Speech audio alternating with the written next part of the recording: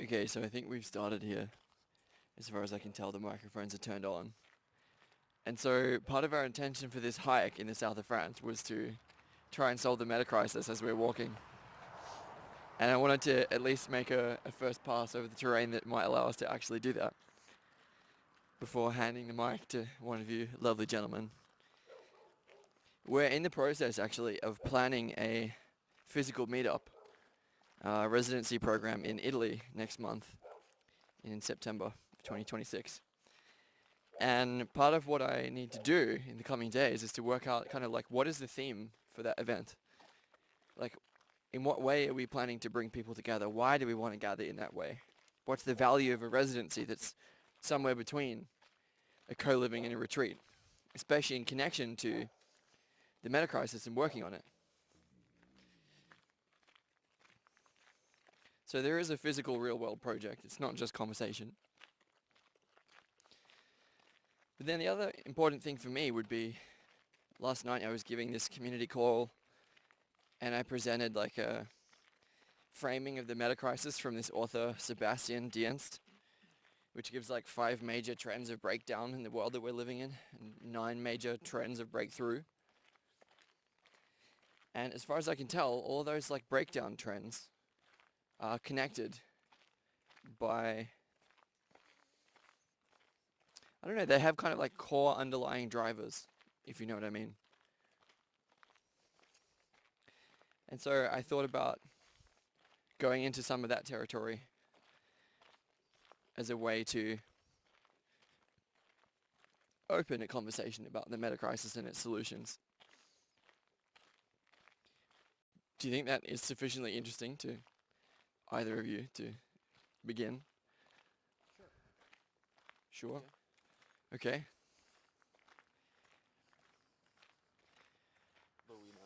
Yeah, well, we know nothing about this, yeah, so... I mean, I have to kind of briefly lay it out. I won't spend very long on it, but like... Basically, those 5 breakdown trends are the arrival of artificial intelligence, of which, you know, AGI and ASI might be a bit further off than we think they are, but still, the arrival of AI, which is not just LLMs, has a huge effect on human culture already, you know. And there's like 2 main problems with that. One of them is the alignment problem. Obviously, like if you create these hugely powerful, you know, autonomous entities that have their own intelligence in some way, then you have to make sure that their interests are aligned with human interests, otherwise they just turn us all into paperclips or whatever they want, essentially. I mean, I know that's very broad brushstrokes. But then the other thing would be, you know, these questions about human purpose that come up. If all the cognitive and manual labor is outsourced to machines, well, what is it that humans are for? What can we do? What's our purpose?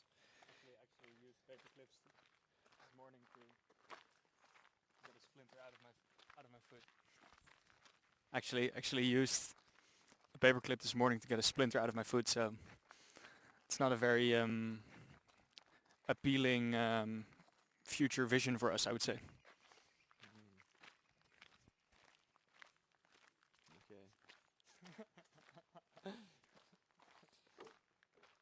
The other thing about AI that I would mention is that it just like increases sort of the severity and magnitude of the existing existential risks by like new biotechnology risks, new kinds of weapons design, and then basically like faster extraction and pollution of the biosphere. So it makes everything more efficient, and when those efficient systems are already like destroying the planet in different ways, it basically makes destroying the planet a lot faster, which is not so healthy. So this is like, you know, obviously there's a whole positive side to AI, and it's, you need to kind of hold both at the same time, right?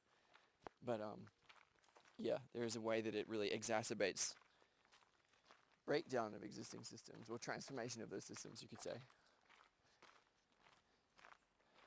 I'm gonna like whiz through the other 4 major trends that I've noticed. One of them is the global monetary system is very fragile.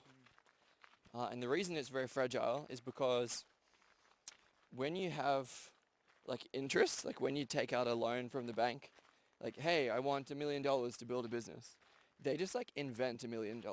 They don't take someone's $1 million. They just bring it out of thin air. And you have to sort of pay that back with interest, right? And basically what that implies is that there's a whole lot of debt. People owe debt. And if you look at a lot of statistics of not only American debt, but global debt, there's like so much of it, and exponentially much. We're in a kind of debt spiral, which creates these kind of black hole dynamics where when you have that amount of debt and escalating debt, it's very hard to like get out of that situation. And the significance of that is that what money is supposed to be is it's supposed to be a claim on goods and services. Money is supposed to represent the exchange of goods and services that have real value in the physical world.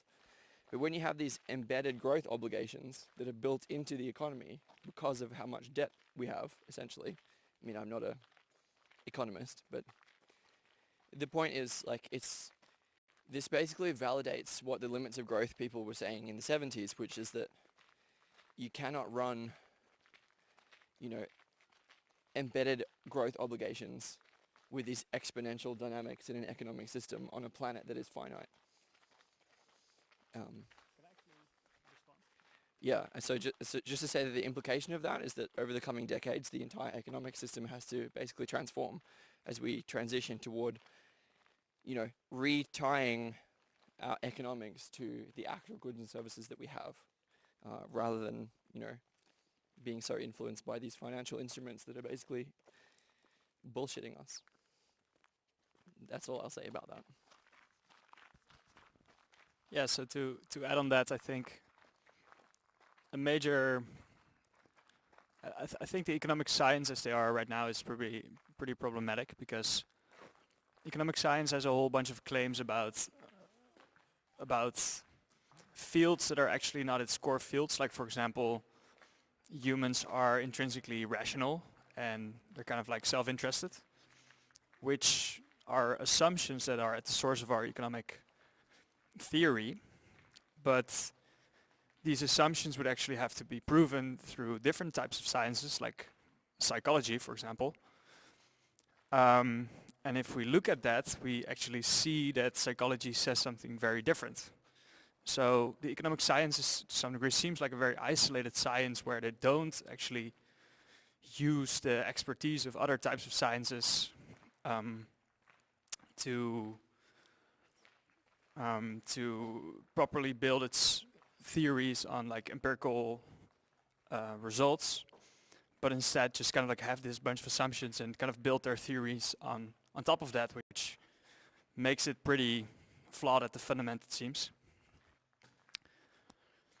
And then additionally, it's very consequential, because the economic science is actually one of the most powerful ones, in the sense like it has a huge effect on the actual policies we make, and that makes it kind of like a special one, I would say. And then to build on Sam's earlier point about fractional reserve banking, which is the creation of money by private banks when they give out a loan. There's another theory which is considered like an absolute theory, which is the theory that we need to have at least 2% of inflation. And this has kind of devaluated our money for decades in a row now. And it essentially feels like we're kind of running our economy as an addict would run its life, which is, as soon as we can't solve our problems, we print some extra money, create some extra inflation, and it's essentially always a short-term solution, which kind of starts to pile up over time, which has brought us to the point where we have a huge debt bubble. And if I would be wanting to save some money, I can't actually do it really, because as soon as I put money on a savings account, it will devalue more than it will increase in value. So kind of like it gives a very strong incentive to keep spending money on short-term things, because kind of the money will lose its value over time. And so I think this very fundamental kind of fundament of the economic theory that inflation is required, and central banks actually also very concretely pursuing this as a policy is leading to a whole bunch of consequences down the line for people that actually just want to create some sort of financial stability. It feels like there's always a monster running behind you. And I think this is also at the source of the fractional banking system, which kind of comes after that.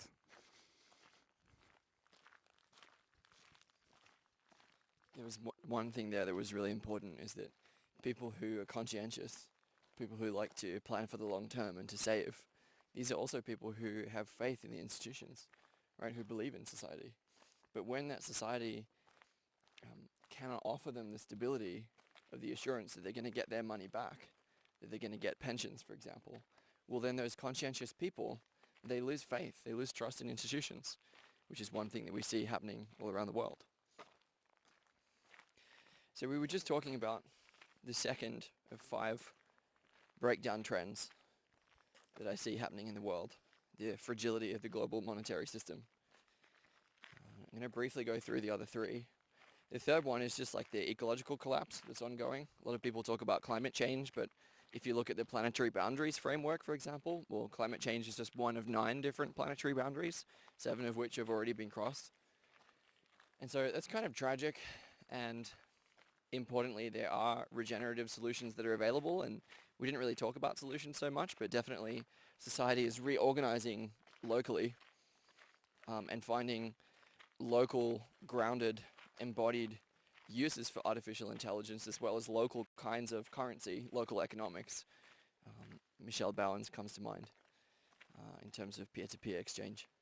This is definitely the way of the future, and it's the same with the ecological collapse that's ongoing. Well, there are going to be pockets of regeneration. There are going to be local hubs that work out how to do agroecology and permaculture and grow their own food. And also, as society is reorganizing around different bioregions, exchanging these bases of skills and knowledge is going to be a huge part of what weaves those communities together into a network of hubs that can, over a long period of time, regenerate the Earth.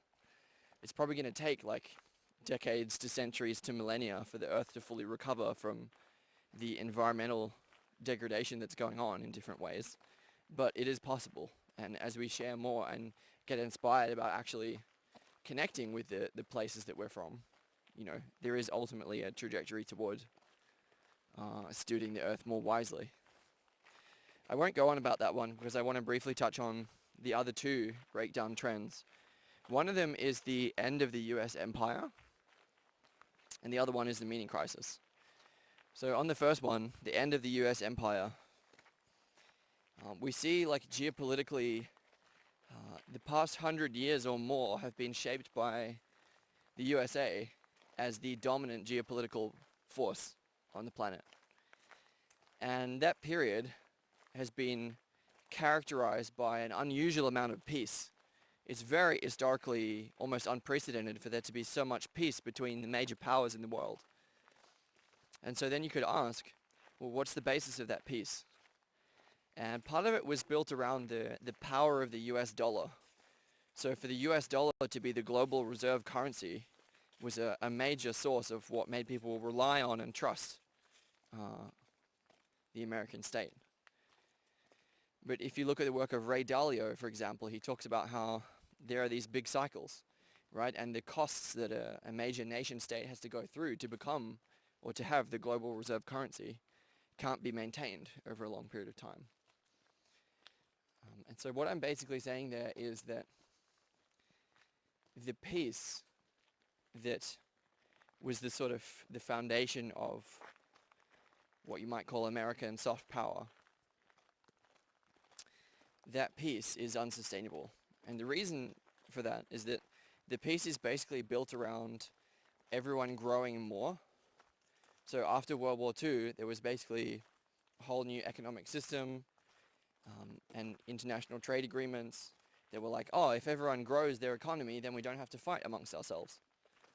And that's actually a great idea until you realize that, again, we're living on a finite planet and that our economics can't keep growing exponentially for decade after decade. And that means that we see in the world today a trend not only from democratic states back toward more authoritarian states, and not only geopolitical reorganization around regional blocs rather than globalism and internationalism. But we also see increasing geopolitical tensions exacerbated by climate change and the other categories of existential risk. We're heading toward war again. We're heading towards a world that is less peaceful and a world that is less trusting in and reliant on American power. I don't have too much more to add about that, so I just finally touch on the meaning crisis, which is partly characterized by this loss of trust. People trust institutions far less than they used to. People trust the media far less than they used to, and they trust each other far less than they used to. That's for me really only one aspect of the meaning crisis. The meaning crisis refers to this broader cultural crisis. We've been talking about quite external or exterior dimensions of the meta crisis, but it very much happens inside us as well, the interior dimension. And people experience that as a great loss of meaning, which means that, roughly speaking, all across the West, more than ever, people feel that their life doesn't make sense, that they don't have a strong sense of purpose, that nothing is really significant to them and they're not really significant to anything. It's a loss of the sense of deep connectedness to ourselves, to each other, to nature, and to the sacred. And that leads to things like the loneliness epidemic, mental health crisis is a part of this. But it's a deeper problem. It's also a problem of people living alone, increasingly having far fewer friends. It's not just a mental health crisis, it's the culmination of many centuries of cultural change. The implication of that is the need for a cultural renaissance. And so if we can, for example, through my teacher Viveki, if we can sort of understand what are the different ingredients required for a cultural renaissance, then we basically end up with this model of wisdom schools, neo-monasteries. If we get together with other people who share roughly the same worldview, and we practice with intention, practices that are designed to restore our sense of connectedness to ourselves, to each other, to nature, to the sacred, then we can be reasonably, rationally assured that people in that milieu will experience meaning in life and feel a deep sense of belonging, meaning, purpose, connectedness, and so on. So I'm sort of trying to lay out directions toward a solution here. Well, that brings us to the end of the first section of this, which was 5 major breakdown trends, or at least trends that exacerbate breakdowns of different kinds. We talked about AI, we talked about, and particularly AGI and ASI. We talked about global monetary system fragility, ecological collapse, end of the US empire, and the meaning crisis. We could then go in 2 different directions from there, although I will pass it to you in a minute. But 9 different forces of breakthrough, divided into 3 categories. So those 3 categories are just like technological innovations that are going on, or spheres of technological innovation. The second trend would be ways that the system is already reorganizing itself. So possibilities for reorganization that are arriving. And then more in the direction of cultural and consciousness evolution, like ways that people are coming into new kinds of awareness than they used to. So we could talk briefly about those, and then I would also like to touch on ways that those breakdown trends are interconnected. So they have common drivers, multipolar traps, basically. I'm not reducing those trends just to multipolar traps, but I think understanding it through that lens can be very helpful practically for designing our way out of this. You said there was a second possibility? Well, I want to touch on those 9 breakthrough trends, and I want to touch on the way that I see those breakdown trends as being interconnected by a common driver of multipolar traps. And then we could talk about how spaces for cultural innovation could work on solving that multipolar trap issue. So I see a need for spaces that are innovative, spaces that we can talk about these issues in a way that connects us with the cutting edge regenerative work that's going on in all these different fields.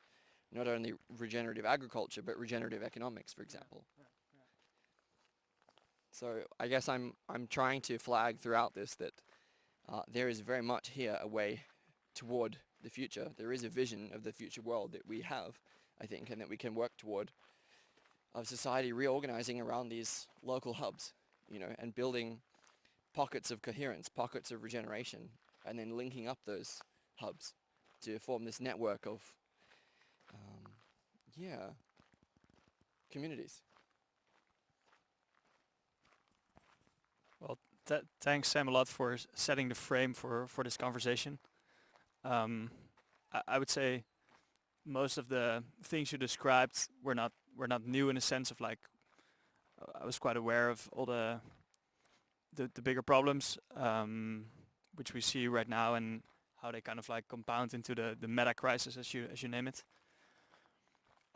Nevertheless, I think the categorization is very useful. And I would suggest we do just start discussing the different types of solutions that we see across the three categories, and then maybe I can add from time to time some of the kind of like connect the theory to some of my practical experiences. And let's continue the conversation like that.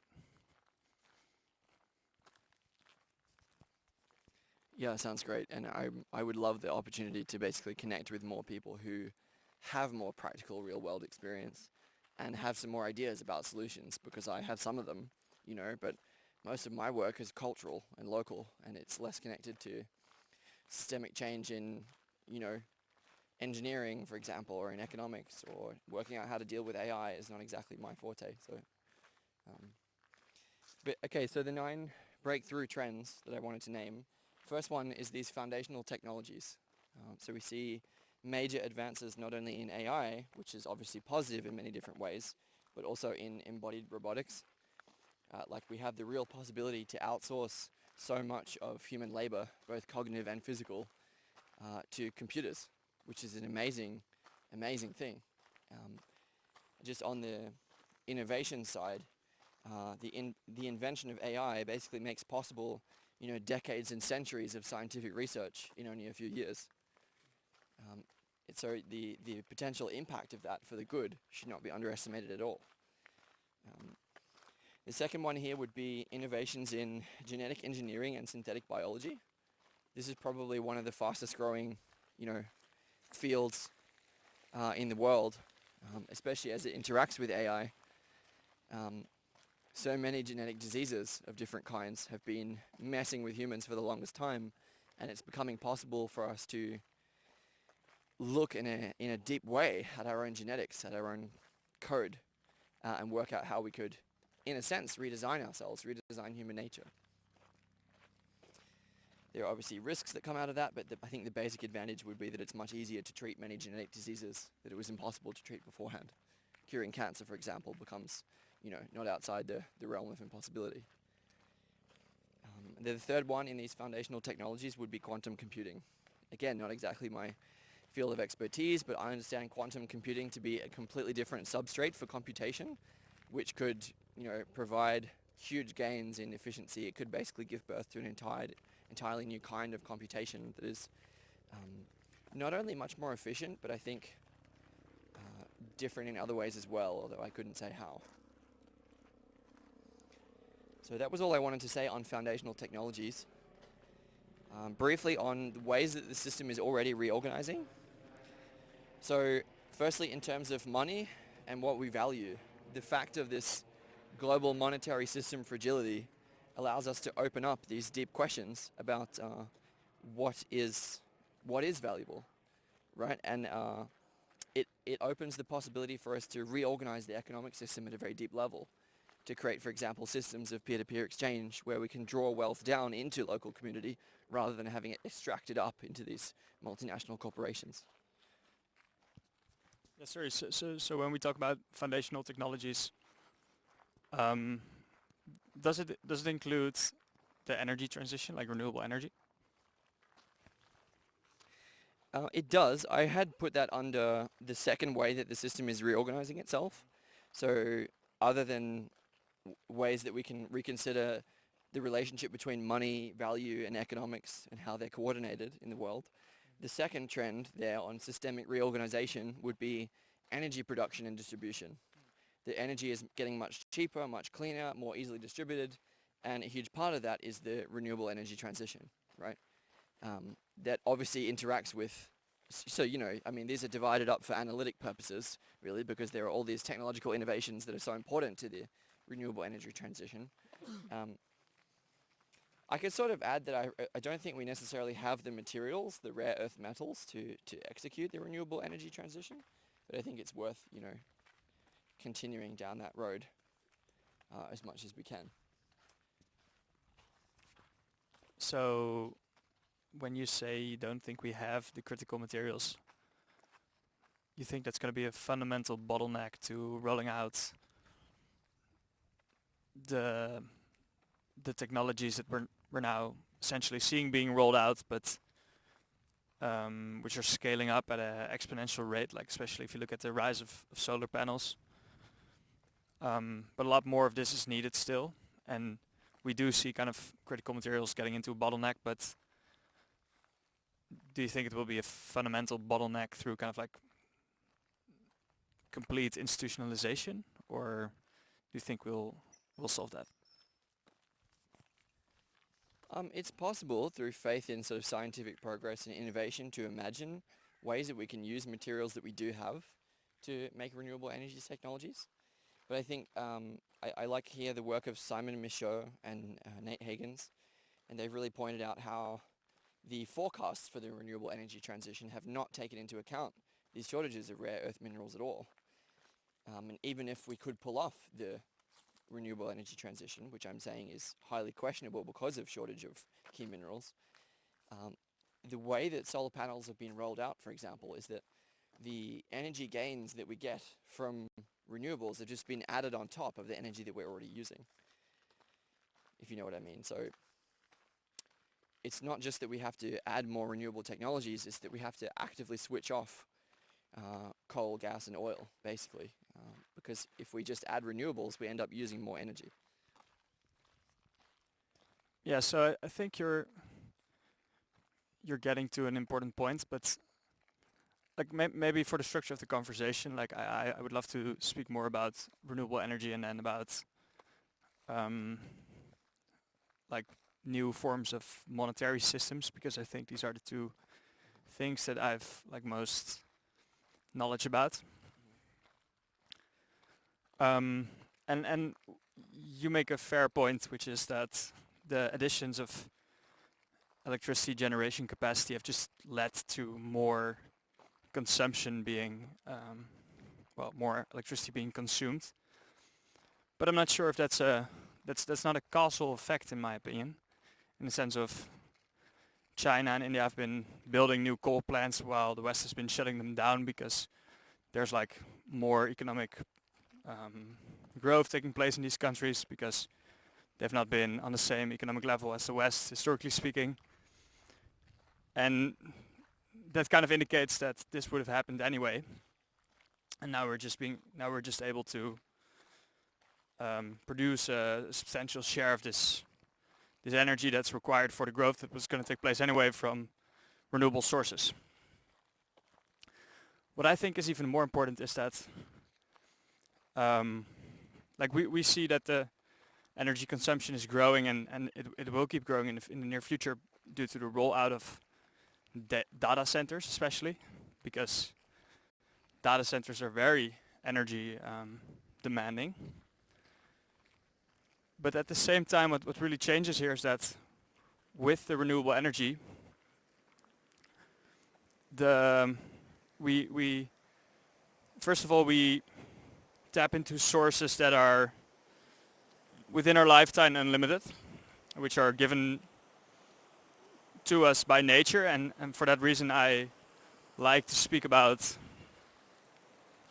use the term energy harvesting rather than producing energy, And secondly, we can do this on a more local level, which means that in case we reach bottlenecks, people can still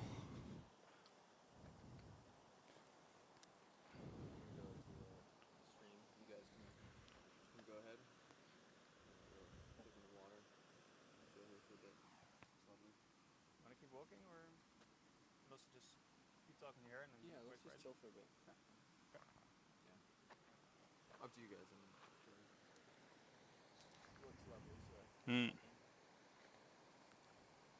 Sorry, I had a little bit of break there.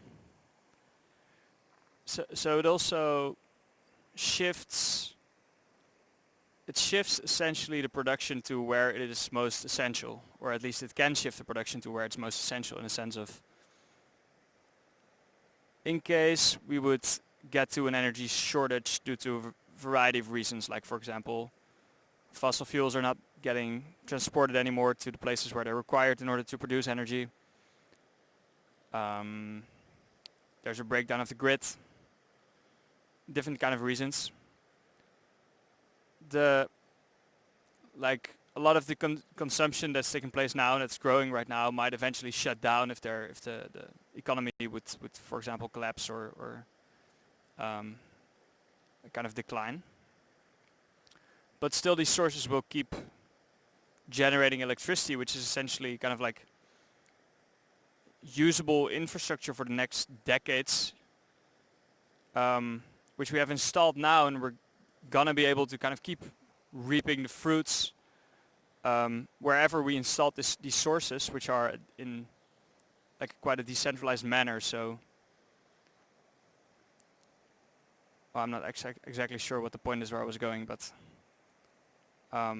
it changes the system design quite dramatically, because it brings generation to a local level, and it kind of like keeps the generation continuous, and at some point you do need to repower a certain asset, but everything that's installed right now can essentially keep running for 30 years or something. So that really gives us like really did some initial investment that we can reap the benefits of for a couple more decades. Yeah, and I wouldn't want to take anything away from the renewable energy transition as a viable source of hope.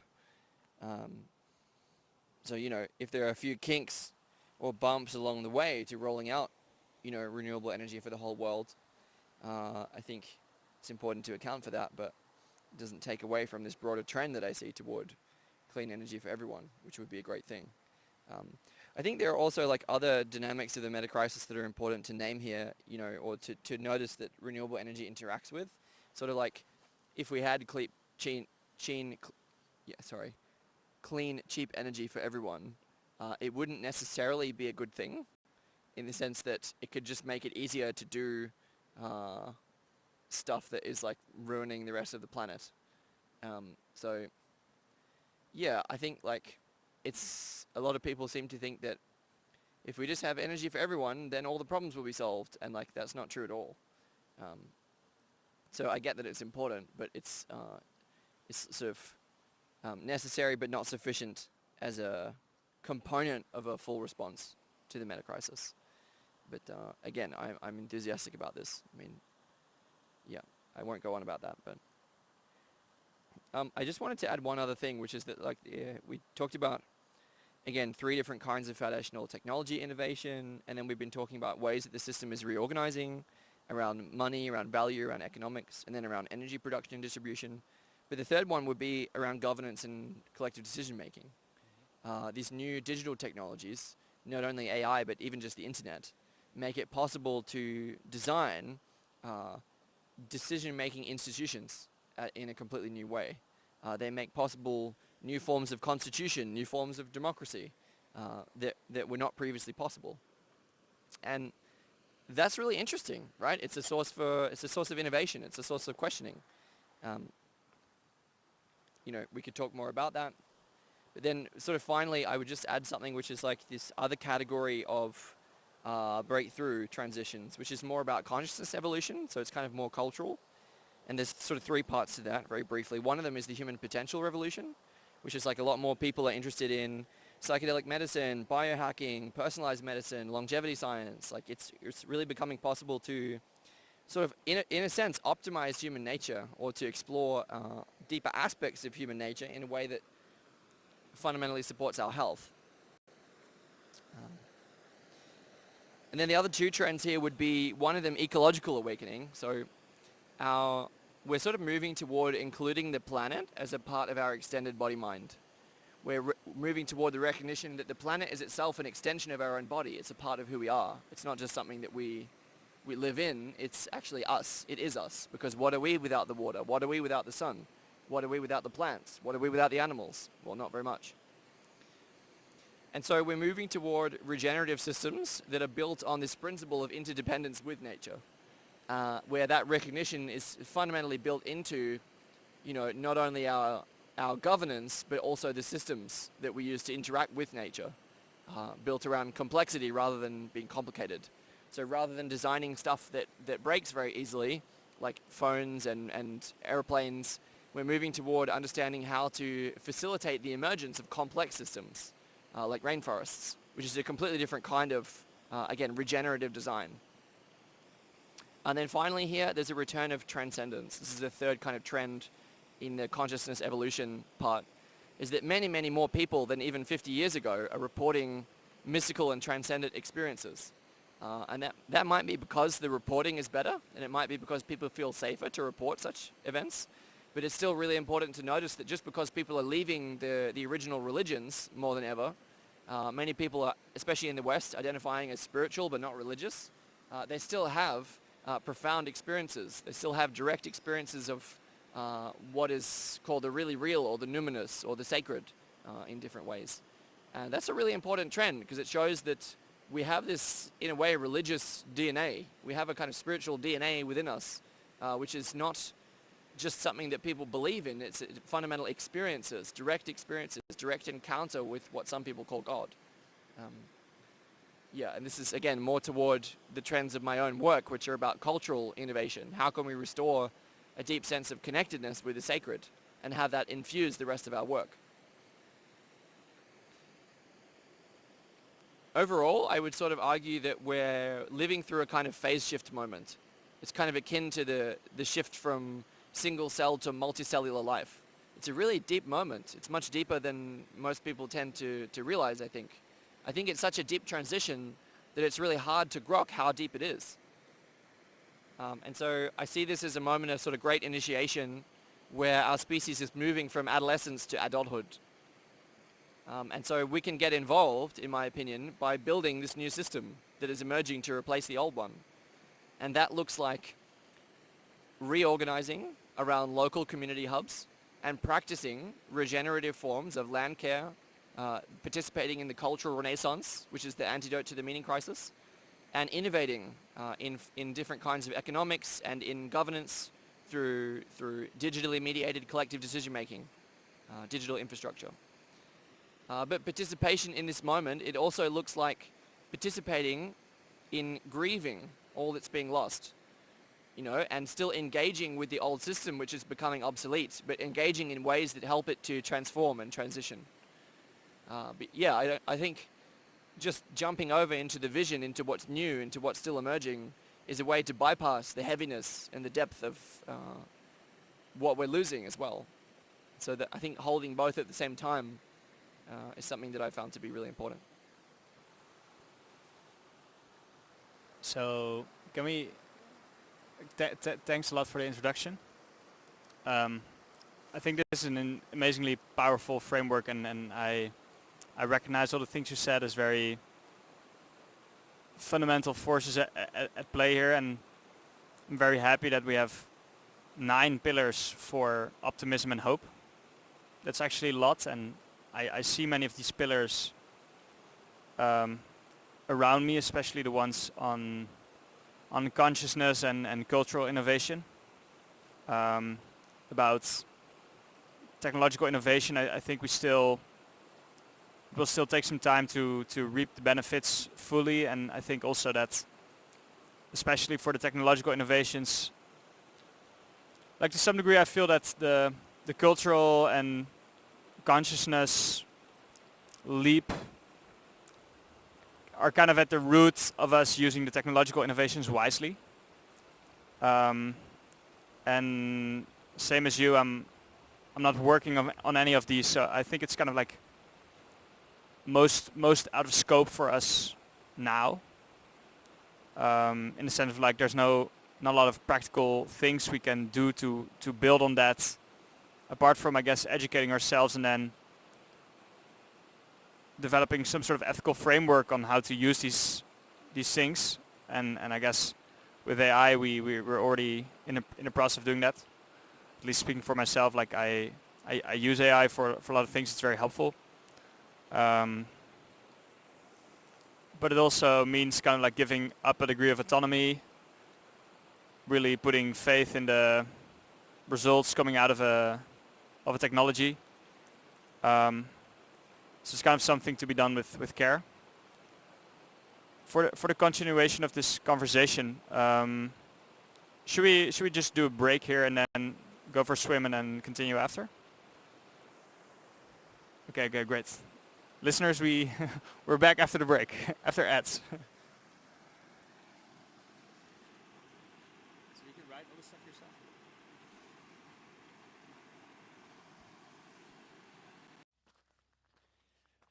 Okay, so we're just in the process of restarting our conversation, the second leg of our conversation in this walk in the south of France. And we're going to start talking about the direction toward solutions to the metacrisis. How can we respond? And a bit earlier I was sort of talking about how, just briefly, these end notes, like we're living through a giant phase shift moment. It's kind of akin in magnitude to the jump from single cellular to multicellular life. Like it's a deep moment of transition. It's a kind of great initiation where our species moves from adolescence to young adulthood.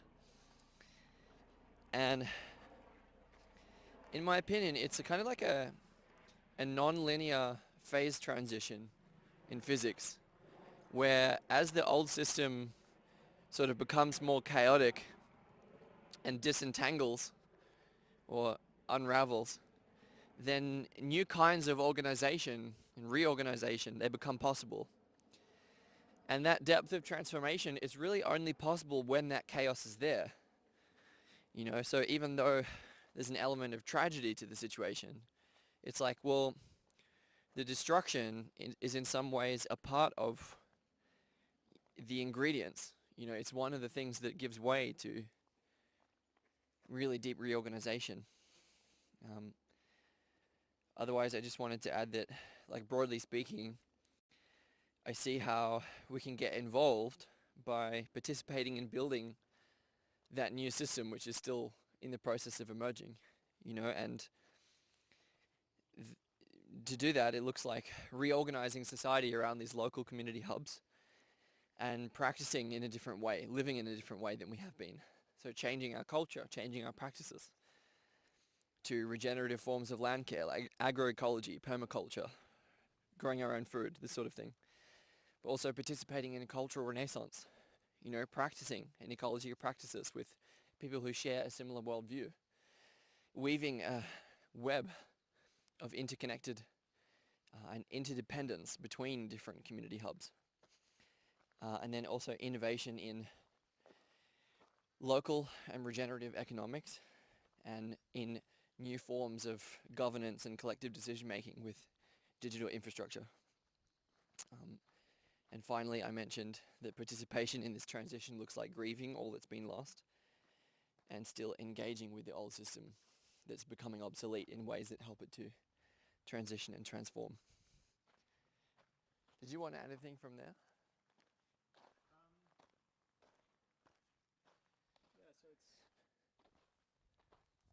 Yes, so the question is, we can take a very philosophical point of view on the conversation going on from here, or we kind of go more into the practical, how we're going to execute practical steps towards kind of moving in the direction we want to move in order to make the changes that we think are valuable. Um, yeah, we can go either way. What do you think? Yeah, up to you.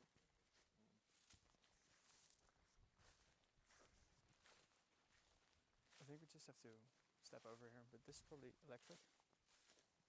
So maybe we gotta loosen up here.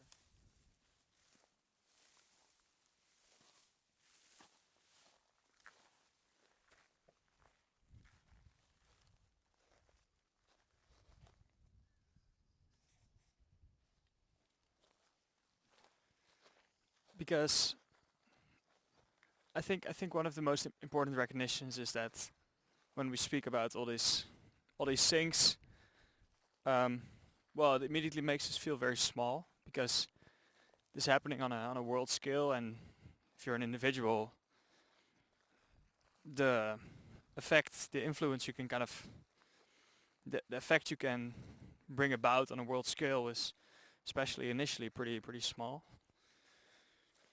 which makes it very overwhelming. And I think what I like a lot about what you said, Sam, is that a very important process of kind of getting, like, engaging with the transformation that is required to kind of go through this chaotic phase and end up on the other side is grieving the existence or the loss of a very happy and peaceful society as we've known in the West for the last, well, in Europe, 80 years. And this is really a process that I think one has to go through in order to find the energy in oneself in order to kind of get engaged with with the new developments going on, because it is quite tragic. And I felt for myself that growing up, you feel that, or I felt that, um, the worst thing that happened to me was a breakup, and it was very painful. But like, in some sense, this is really like ignorance towards how bad life can be for a lot of people in different parts of the world, and especially historically. Shit, we gotta go this way. And there's a moment of reckoning where I realized, like, especially, for example, speaking about our financial system, like, this is so freaking fragile.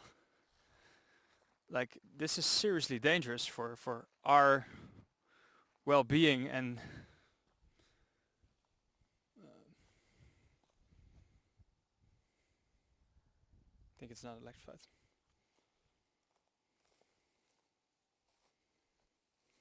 Very smart. But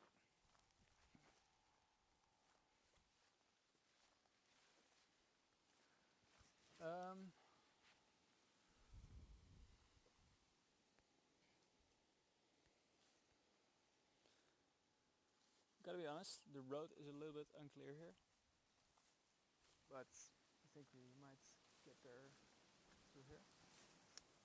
While you're working out the route for us to take on the hike that we're doing, which is very symbolic, as we navigate our way through the conversation as well, I thought I would add that one of the great things about being human is that we can't have a lot of impact on the world. The world is precious, the world is beautiful and fragile, like a jewel. And humans are like, we're kind of like a bull in a china shop. We break things easily. And there have been many people who, by some people, regarded as great. One of them was even called the Great, Alexander. Or people like Genghis Khan, or these guys who they left a massive impact on the world. And the thing about people like that, you could call them hyper agents if you like, is that today, with the weapons technology that we have, those similar kind of people could ruin the lives of many people. And in fact, the 20th century was full of dictators, leaders who, because of the power that they amassed around them, were able to have a massively outsized impact for the negative on the lives of many people. And so when I look at it this way, I'm very grateful to be small. I'm very grateful to be a finite, limited, mortal being, because it means that even if I mess things up, I can't mess them up so much. And it does, in some ways, limit the amount of good that I can do, but it's also a kind of insurance. It's like the world would be much more unstable and much more fragile if individuals can have a huge impact. The world is in some way resilient because it requires the coordinated efforts of many, many people, each having a small impact.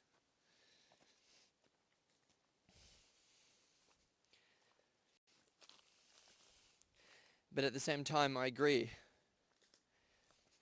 even though I'm grateful to be small in that way, because it's kind of insurance. I agree that trying to take in these big picture dynamics as one small person can feel overwhelming. And I think that's why I like to move toward practicality, and why I repeated some of what I feel is the direction toward a solution, because there are very real, very practical ways to be involved in what some people call building the new world.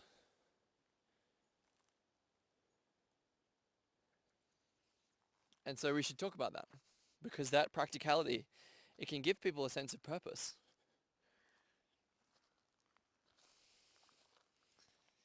But I think that practicality, it should be infused with creativity. There's something about our time when we really need to imagine new solutions. And we shouldn't shy away from that either.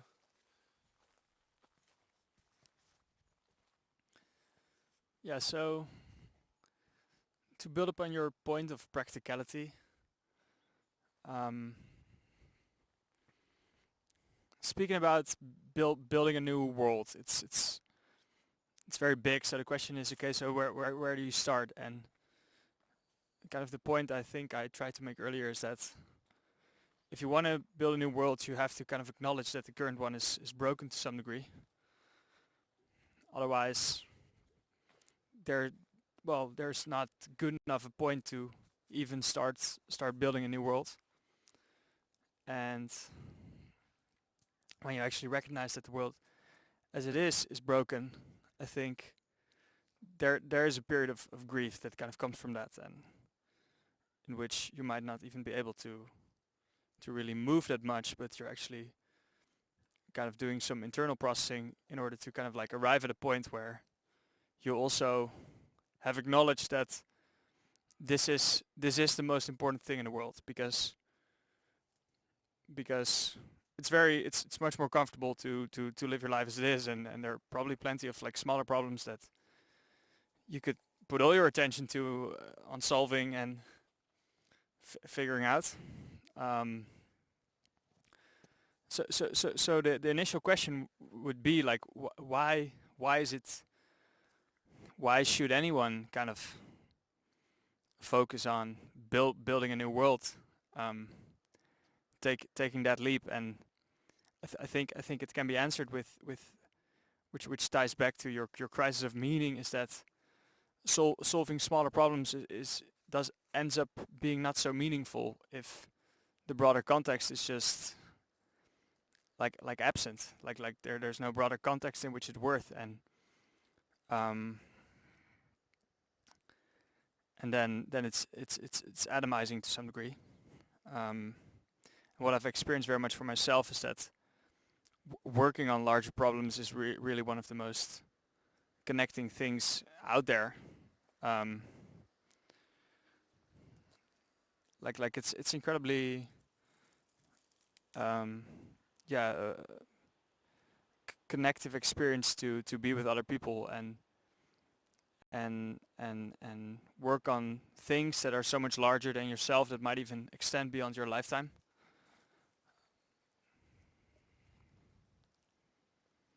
yeah, I'm going to leave it at that for now.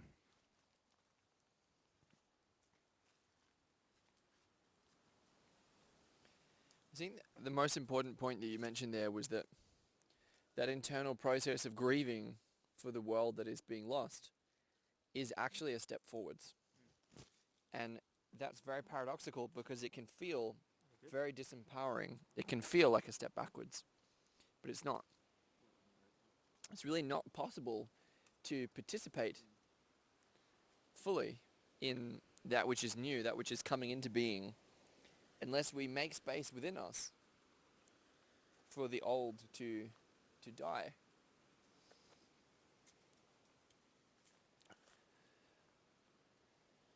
And many people, I think, just wanting to rush to the new solution and are just using that new solution as a way to avoid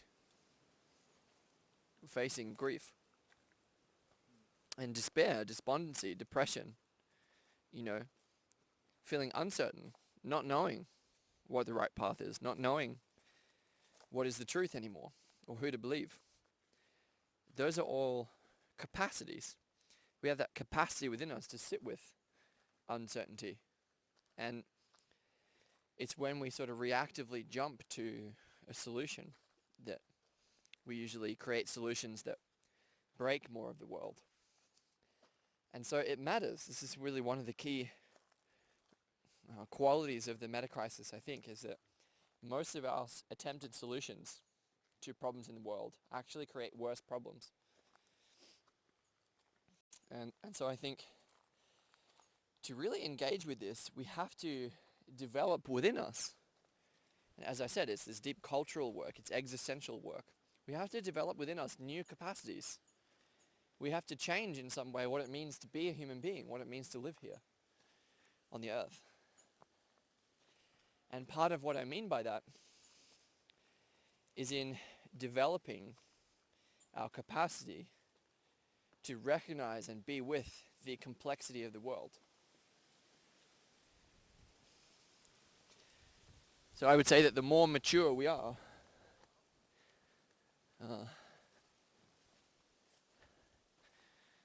the more we can sit with that complexity and hold it. Yeah.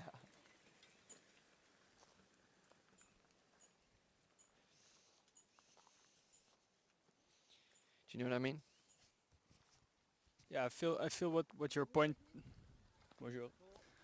I feel what your point ties into is that over the past, ever since the last Renaissance and especially the Industrial Revolution and then the progression of science, we've become very good at kind of like figuring out problems in the physical realm, or understanding problems in the physical realm and solving them accordingly. In this very linear fashion, like, okay, if this is the cause effect process going on, and we kind of modify the variables in a way that we get a different effect, which is the desired effect, then we can kind of like engineer our way out of each of the problems. Now the issue is that this is always only kind of like a limited scope to the entire system which is at play. So by modifying this one cause-effect relationship, we modify a whole bunch of other cause-effect relationships, which leads to a bunch of spillover effects. And then we end up causing new problems where we attempt to solve an initial one. And I think why it's important is because when you say that we need to sit with complexity as it is, it's really about recognizing that we might not be able to understand everything, and we really end up at a point in history where we are smarter than we've ever been. Like we essentially know, at least we feel like we know everything, and we do know a whole bunch of things, and all this information is also available to very normal people.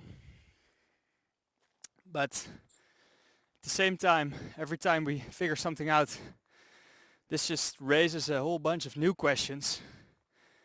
And in this way, it's kind of like an ever unfolding scheme, like a persisting mystery that just keeps unfolding as we kind of figure our way out through it. And like we've got so good in problem solving that we think we can essentially solve everything, but the issue is that we have not actually recognized that the way in which we kind of keep creating new problems by solving old ones. And I think that this is where kind of like the paradigm shift is kind of needed. That we first establish that there is just an unfolding taking place which we will not be able to capture at its full extent and to understand it its full extent, and in this way build some humility towards thinking that we can solve everything. And I think one of the most concrete examples is the geoengineering suggestions to kind of combat climate change by, for example, bleaching clouds or making more, creating like artificial ice caps to increase the albedo effect. So these are attempts to mitigate the effects of climate change by kind of like artificially blocking the sun. But to everyone with a little bit of common sense, it's very obvious that this could have a whole range of unforeseen consequences, where we will have to deal with new problems. And if we look at ecosystems, for example, ecosystems are very resilient in their design because problems kind of solve themselves out of emergence. It's not artificially engineered. It's kind of like a emergent process of dealing with problems through kind of trial and error. And I think this is where humans can I think this is very concretely where humans can take an example for developing some humility towards the wisdom of nature, and kind of see if we can actually try to understand these systems as a whole, and then rather than becoming precision engineers to these systems, be more like facilitators of the conditions in which nature can actually solve these problems for us. And I think this would be an important step.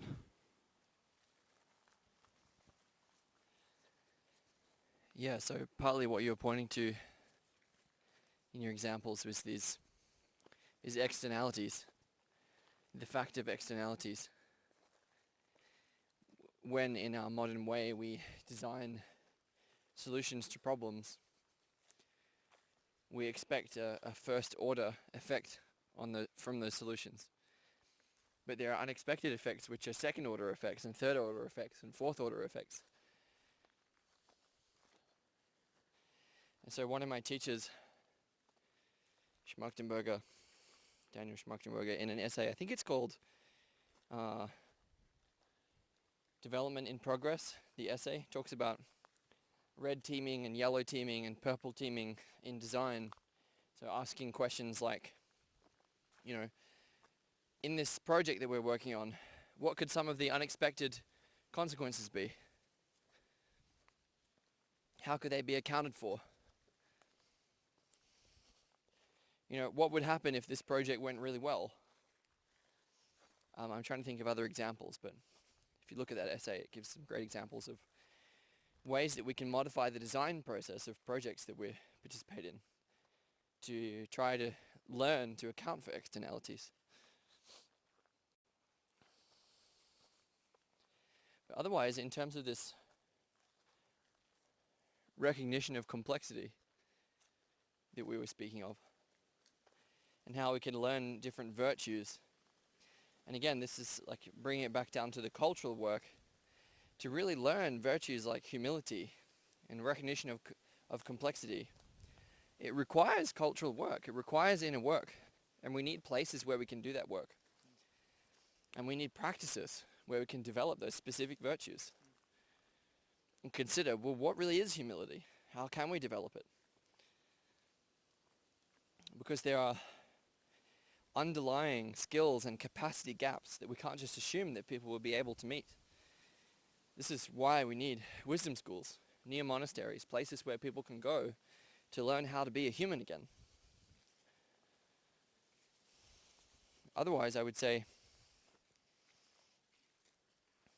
one of the dynamics underlying the institutions that we've built so far, and that in different ways is a sort of central driving feature of all the different 5 major breakdown trends that we were talking about earlier, is multipolar traps, or social traps. Game theory expressed in these dynamics where no one wants a world ruined by climate change, and yet everyone is moving it towards that. And so it's this way of thinking that becomes unavoidable in some ways as a result of systems of incentives that have been built into the underlying architecture of the systems that we live in. What I'm saying is that the institutions which exist, they come built with these underlying systems of incentives, and those incentives have to change if we're to change the way that we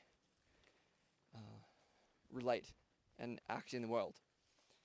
Well, what exactly do I mean? I mean that there are massive incentives all the way through economic systems and in the business world and also in geopolitics everywhere, a lot of places. For example, having to do with privatizing the gains, socializing the losses, or race to be the people who innovate new weapons or new designs, rather than to regulate what the consequences of the existing technologies will be. So to go slow and to be mindful and to be careful, you don't make money doing that. And in the same way, not just races to innovate new technologies. You see all the major AI companies, for example, racing toward innovating. But also arms races on deploying new technologies before checking that they're safe to use. Because, to hell with the consequences, we want to be the guys that win. And then also the tragedy of the commons is another very famous example of how multipolar trap dynamics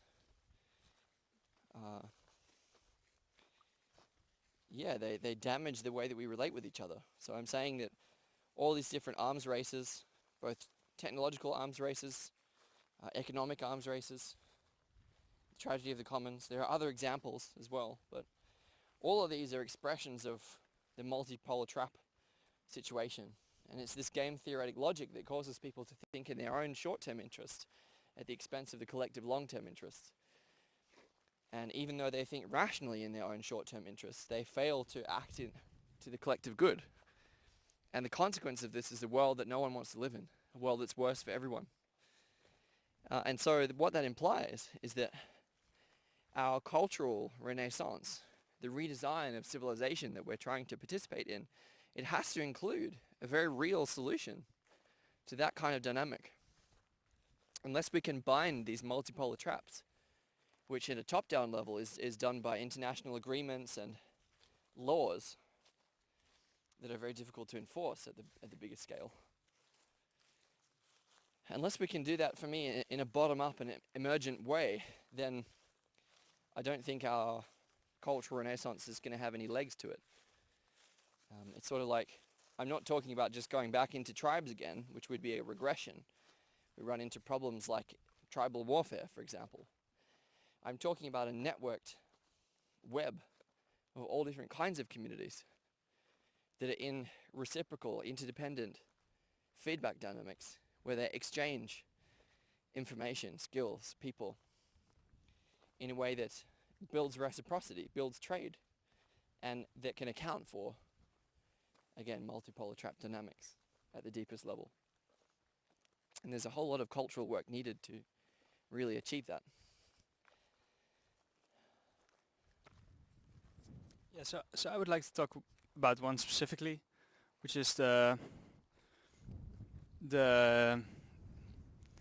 innovating new monetary systems. Because, like as we talked about earlier, I think the whole design of the monetary system is very problematic, where the kind of like enforced inflation is leading to kind of like a monster running behind us, eating our money, resulting in like a very forced economic growth. And I'm not against economic growth, but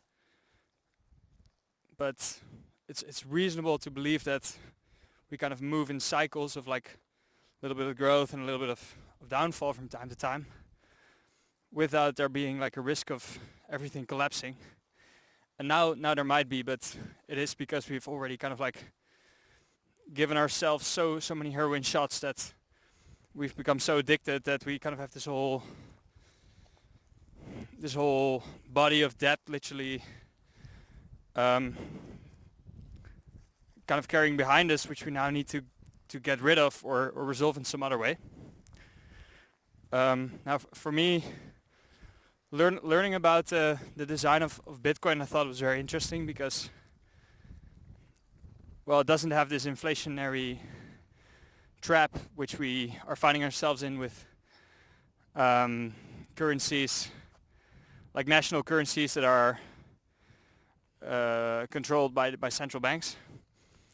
So it's very much this peer-to-peer money, documented on a blockchain without any sort of third party to modify it. Now this is like a decentralized system, but it's also worldly.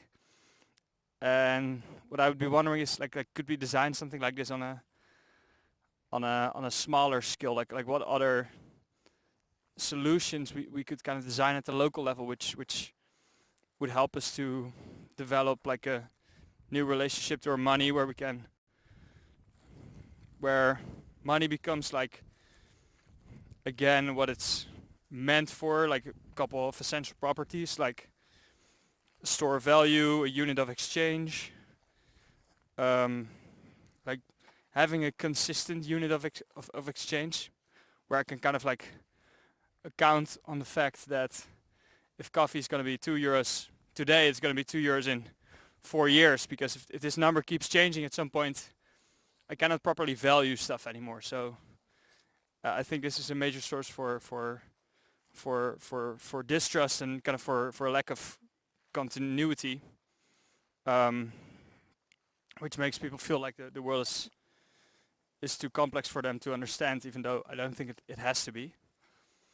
So what kind of concrete solutions do you see in the monetary system with which we could kind of shift the incentives from going for the very short-term high return rate, but not the most sustainable one, for people, instead of saving, like spending their money on shitty products because they kind of intuitively understand that if they're not going to spend it now, it's just going to be worthless. What kind of solutions do we see there?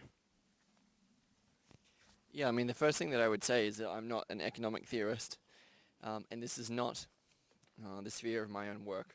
I rely on other people to be innovating new forms of economics that can be built into local community and then the relationships between local communities again. That said, there are several thinkers on these topics that I do like. One of them, more recently, is Michel Bowens, who is a bit of a lefty, but he's basically talking about, taking Bitcoin and blockchain as a sort of example. Peer-to-peer exchange, like as a way of relocalizing economics. And again, it's not my sphere of expertise, but I understand that he's talking about ways for local economics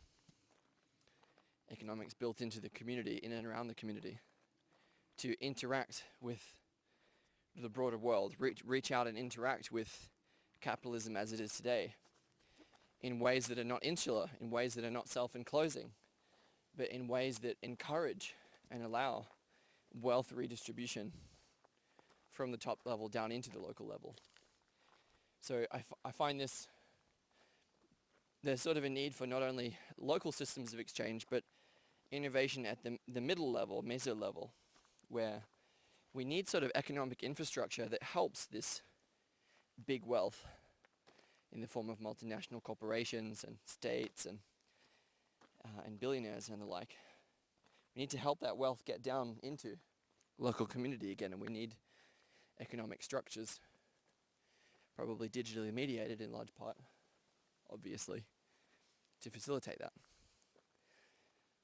And so, otherwise I have a couple of things to mention here, other than Michel Bowens and his work. Yeah. So, I mean, I think the design of Bitcoin is very interesting, and I can kind of see how you would be able to, if you live in a local community, kind of take this design as an example for designing a local currency where you can kind of do the internal trading with a local currency, which means you kind of create like some autonomy regarding your own economics. If you have like you meet a specific skill, and then you can still engage with other people with other currencies. Like they can be kind of like tangled to one another in the sense of like you can change one currency for the other, but it also creates again like at least at the local level for basic exchanges for our everyday lives. It creates some sort of stability regarding our financials and also like some sort of autonomy on the system design. I think this can be very powerful. Like what you see in Europe, because Europe is a very interesting example because it's kind of abandoned national currencies to get like a common currency, which is great on the one hand because it allows for much easier exchange between different countries, but it also really limits the financial autonomy of like specific countries. And I'd be picturing a world where these things can kind of like consist next to each other. So you would have like a batch of local currency, you would have a batch of like international currency, which you can trade, which you can trade in different kind of trades that you do with different actors, which kind of gives you autonomy for the purchasing of basic needs at the local level, because you just have control over that design. And then for the international level, there's still the other currency, so you can kind of like engage with the wider world as well. So essentially get like a multi-currency system. I think again the best thing that we can do here is look to nature, one of the best things. And if we look to nature, like your example of ecosystems, there are many different kinds of exchange. It's not just energy exchange, it's exchange of information, exchange of signaling of different kinds, exchange of different kinds of resources. And some of those resources are not interchangeable. You know, no matter how much water you have, if you need sugar, you can't convert one into the other, as far as I'm aware. And so I think, yeah, it's a sort of, one analogy is the difference between a monoculture and a polyculture.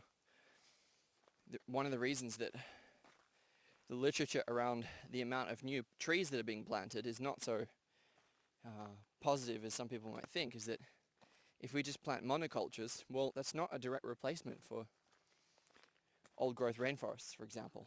And in the same way, we understand that it's the diversity of ecosystems that makes them resilient. And so in the same way, for our economics to be built around one single unit of exchange, one single unit of value, this is, I think of that as tied to its fragility. So I wouldn't talk about autonomy so much in terms of multiple currencies, but sovereignty. Although I think autonomy is one aspect of sovereignty. And I think when we talk about multiple currencies operating at the same time, they need to be exchangeable to some degree, but we also need to represent forms of value that are fundamentally not interchangeable. I don't know how we could do that. But it also makes our economics far more resilient, you know. And part of this is just binding some of the predatory aspects of the market, which we already know about, right? It's like wars create money, calling out ambulances creates money, you know, accidents create money, deforestation creates money, among many other examples. This is part of the reason that we have a state. And so I think in order to make an economics that is more regenerative, that encourages sovereignty, and that's more resilient to shocks, we need that market to interact again with more local economic forces. So we need an economics that is more decentralized, as you were saying. I think if I expand this a little bit, I'm drawing from an essay called The Dao Moment by Jordan Hall, who's another teacher of mine. Dao, D-A-O. And so he sort of argues that institutions, for example, states and markets, are both attempts for humans to organize themselves beyond the Dunbar range of 150 people. So our original way of organizing was in tribes, right, where we had trade within the tribes. But then to get organization beyond tribal numbers, we need either markets or states. Those are the solutions we've come up with so far. And I think we can see how markets and institutions both come with failure modes built in. They come with weaknesses, structural weaknesses. They become bureaucratic, they become obsolescent, they become predatory. And these dynamics are built in. And so for Jordan Hall and many other people, the DAO, a decentralized autonomous organization, is a way to try to innovate new forms of social organization, something that is fundamentally different in kind than a market or an institution, as we've known them to be. Although I think I would add that retrofitting markets and institutions for or toward regenerative ways is also very helpful. And so I'm looking for an economics that allows wealth to be redistributed to where it needs to be redistributed. For example, in a world that's very risky, in a world that's very fragile, where disasters could happen in many different places, we need ways to funnel the wealth of the world to those places. And I see models like Bitcoin as pioneering in that way, although I think Bitcoin has its issues, you know. It's not without strong critics. It's still dependent in fundamental ways on the system as it exists. I think I'll leave it at that for now.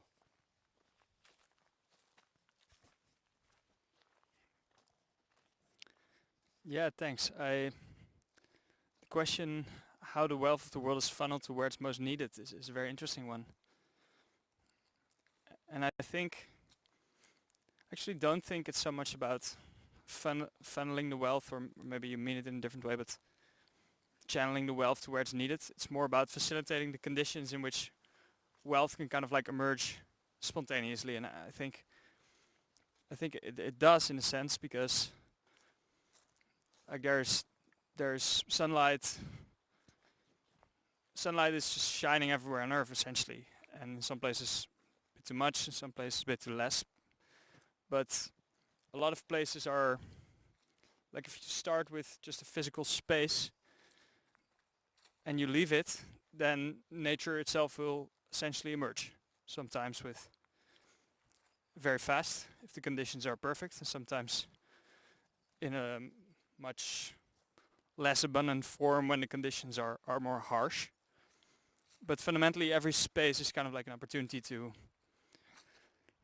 to generate some sort of economic output, and economic could be energetic output. So this can have all kinds of meanings. But the issue is that in many spaces it does not, or currently not enough. And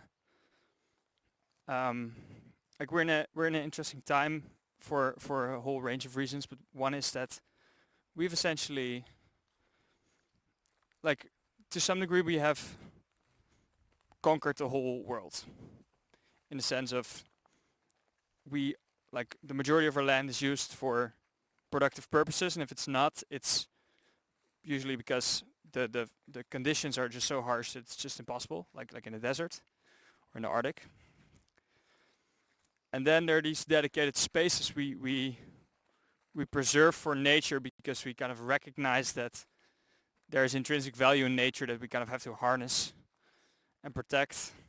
But it's very evident that this is more of an exception than a rule, which means we're really at a very tricky and fragile point. So the question is, at the same time, we know much more about how to, like, we're learning a lot from regenerative practices. Now there are a lot of regenerative practices that are very ancient, so that are not necessarily new, but now we could dedicate our technology to kind of like to make these regenerative practices somewhat more efficient, where it's more of a balance between efficiency and kind of holistic management. And I think the question of kind of funneling the wealth of the world to the place where it's most needed is, I would reframe it in, how can we kind of facilitate that every physical space which is occupied by humans, or not yet occupied by humans because the conditions are too hard, how can we facilitate the circumstances under which humans can facilitate the flourishing of the physical space for, first of all, ourselves, and then for nature, based on the assumption that these things are so interconnected that if we want the space to flourish for humans, it has to be flourishing for nature as well. And I think one of the answers, but that is kind of like my answer to the question, and you can give another one, is that this is essentially why we have to start at the most local level, because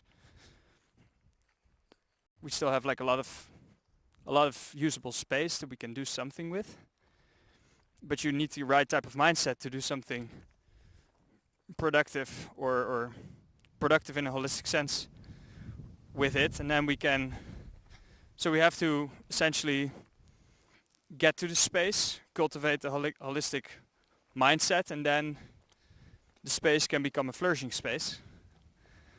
And through kind of these initial dots of regeneration on the map, this can spread slowly. What do you think of that? Yeah, I think that's all very true. I think when we talk about, essentially